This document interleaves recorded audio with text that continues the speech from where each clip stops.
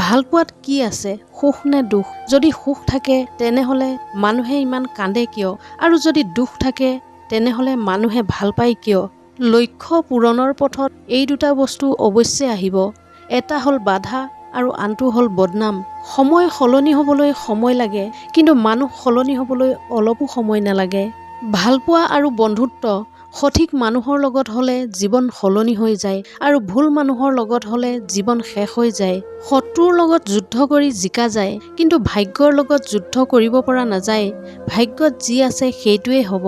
জীৱনত সমস্যাৰো প্ৰয়োজন আছে। সমস্যা আছে বুলিয়েই সফলতাৰ ইমান সোৱাদ। মম হোৱাটো সহজ কথা নহয়। পোহৰ দিয়াৰ বাবে প্ৰথমে নিজকে জ্বলিব লাগে। তুমি সকলোৰে প্ৰিয় হ'ব নোৱাৰা, কাৰণ তুমি মানুহ, টকা নহয়। প্ৰিয়জনটো তেওঁ, যিজনে তোমাৰ সন্মান কেতিয়াও সৰু হ'ব নিদিয়ে, বৰং তেওঁ সকলোৰে আগত তোমাৰ ছাঁৰ দৰে থাকে।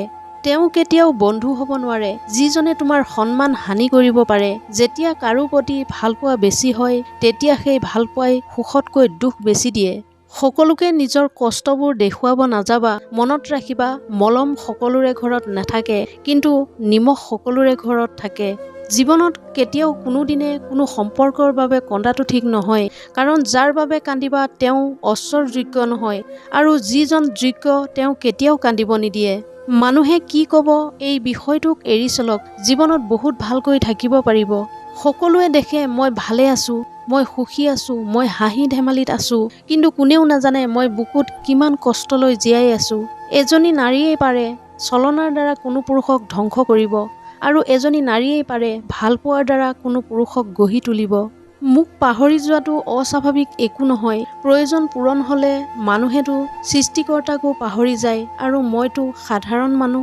ভালপোৱা আৰু সন্মান এই দুটা বস্তু প্ৰিয়জনৰ পৰা পালে জীৱনত বাচি থকাৰ ইচ্ছা দুগুণ বাঢ়ি যায়। যেতিয়া তোমাৰ ভুল, তেতিয়া মনে মনে থকাৰ অৰ্থ তুমি জ্ঞানী, আৰু যেতিয়া তুমি শুদ্ধ তথাপিও মনে মনে থকাৰ অৰ্থ হ'ল তুমি মূৰ্খ। হাজাৰ মিলাপ্ৰীতিত থাকিলেও ভুল বুজাবুজি হ'বই। যিমান ভুল বুজাবুজি হ'লেও সমাধান কৰি লওক, কাৰণ সম্পৰ্কটো বহুত দামী। যিটোক হেৰুৱাই দিয়াৰ ভয় মানুহৰ মনত সকলো সময়তে থাকে, মানুহে সেইটোকে সকলোতকৈ আগতেই হেৰুৱাই দিয়ে। জোতা যিমানেই দামী হওক সেইটো কিন্তু ভৰিতেই থাকে।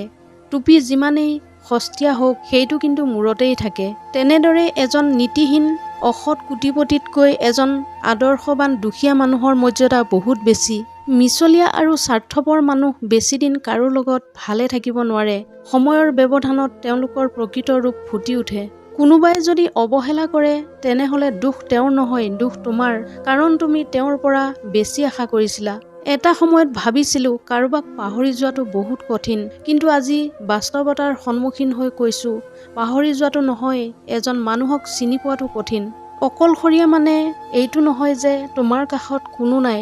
অকলশৰীয়া মানে হৈছে তোমাৰ কাষত সকলোৱে আছে, কিন্তু যাক তুমি বিচৰা তেওঁ নাই। আপোনাৰ জীৱনত এনেকুৱা কিছুমান নিৰ্দিষ্ট মানুহ আছে, যিসকলৰ কল আপোনাৰ ফোনৰ স্ক্ৰীণত ভাহি উঠিলে আপোনাৰ মুখত অট'মেটিক হাঁহি ফুটি উঠে।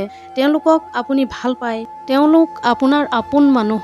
ফেমিলি প্ৰব্লেমৰ পৰা যিসকলৰ জীৱনৰ পৰা শান্তি হেৰাই গৈছে, কাৰোবাক ভাল পায় যিসকলে বিলীন হৈ গৈছে, নানান কাৰণত যিসকলৰ জীৱনৰ পৰা ভাল দিনবোৰ হেৰাই গৈছে, তেওঁলোকৰ জীৱনত ভাল সময় আহক, শান্তি আহক, তেওঁলোক অলপ সুখত থাকক। ছোৱালীৰ জীৱনত নিন্দা কৰা মানুহৰ অভাৱ নাই, অদূৰ ভৱিষ্যতেও নহ'ব, কিন্তু মূৰত হাত ৰাখি মইতো আছোঁ, মইতো থাকিমেই বুলি ভৰসা দিয়া মানুহৰ বহুত অভাৱ।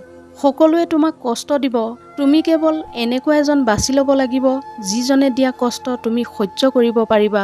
মানুহে নিজৰ আচৰণৰ দ্বাৰাই মানুহৰ মনত স্থান ল'ব পাৰে, আৰু আচৰণৰ দ্বাৰাই মানুহৰ মনৰ পৰাও ওলাই যাব পাৰে। এনেধৰণৰ মটিভেশ্যনেল ভিডিঅ' পাই থাকিবলৈ মোৰ চেনেলটো ছাবস্ক্ৰাইব কৰি ৰাখিবলৈ নাপাহৰিব। পুনৰ অন্য এটা ভিডিঅ'ৰ সৈতে লগ পোৱাৰ প্ৰতিশ্ৰুতিৰে আজিৰ এই খণ্ডটোৰ পৰা বিদায় লৈছোঁ। ধন্যবাদ।